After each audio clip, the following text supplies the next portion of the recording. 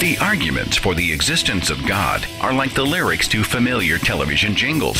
Sure, intelligent design doesn't make a lot of sense, but everybody knows the words, and sometimes it's fun to sing along. So, The Thinking Atheist presents our top 10 favorite creationist arguments.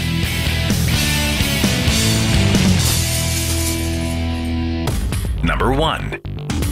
Carbon dating isn't accurate to determine the age of the Earth.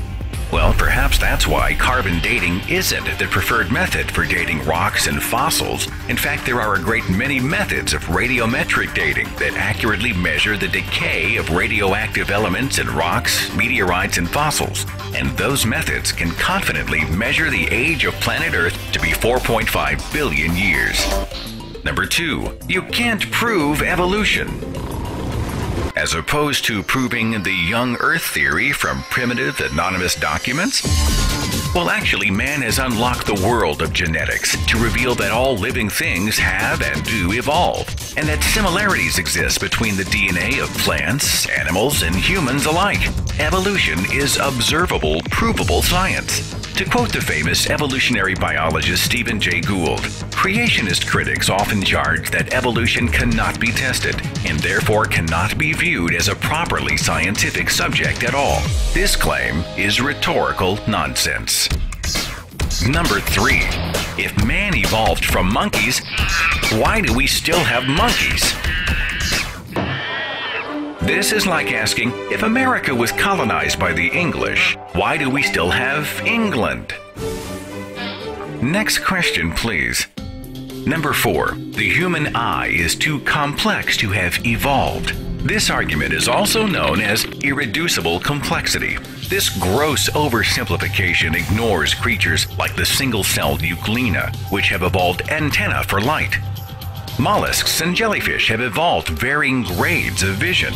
Plus, consider this, the human eye is more poorly constructed and much less acute than the eye of the octopus or the great horned owl. Did God care more about the design of the horned owl than his own children? Number 5. Atheism is actually a religion. Indeed, much like not collecting stamps might be called a hobby, or not smoking might be called a habit. Number 6. Oh yeah? Well, scientist X believes in God. Well, that's nice. So did icons like Copernicus, Kepler, Galileo, who also lived during the time of dirt floors, bleeding sick people to cure them of illness, and burning witches at the stake. Sir Isaac Newton was a believer and theologian. He was also an alchemist. Did Newton's groundbreaking research on gravity and the laws of motion also prove his belief that metals had magical powers and could be combined to make gold?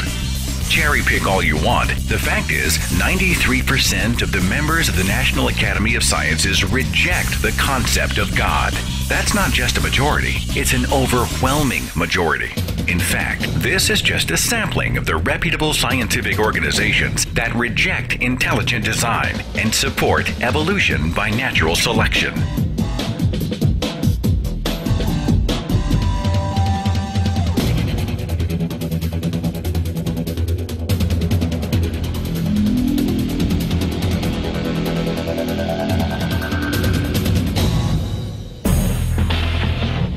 Number 7. So you're saying that everything happened by chance?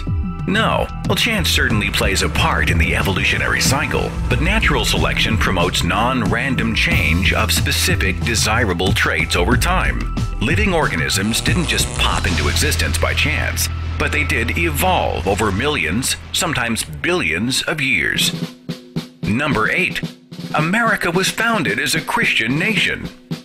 Actually, the U.S. Constitution never mentions God, and the mention of religion in Article 6 and the First Amendment serve to separate religion from government altogether. The words "In God We Trust" weren't printed on American coins until 1863, after a religious surge during the Civil War. Paper money didn't have it until 1957.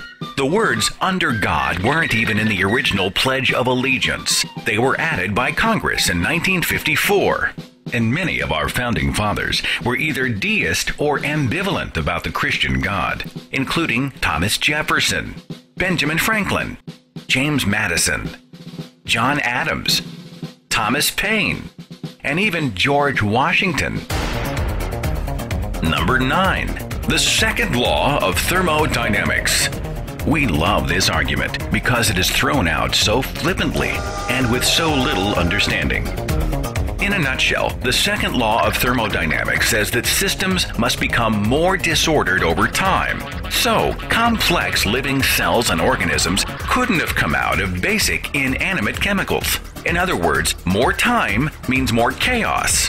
What creationists fail to mention is that this law only works in a closed system where no energy or matter leaves or enters. The Earth is not a closed system. It receives outside heat and light from our sun's nuclear fusion, fueling simple organisms so that they can become more complex by consuming other forms of life and non-living materials. Here's an easy way to frustrate this argument when a Christian brings up the second law of thermodynamics. Ask him what the other laws are. When he shrugs and stares into space, you'll know how truly informed he is on the subject. And finally, number 10, our favorite.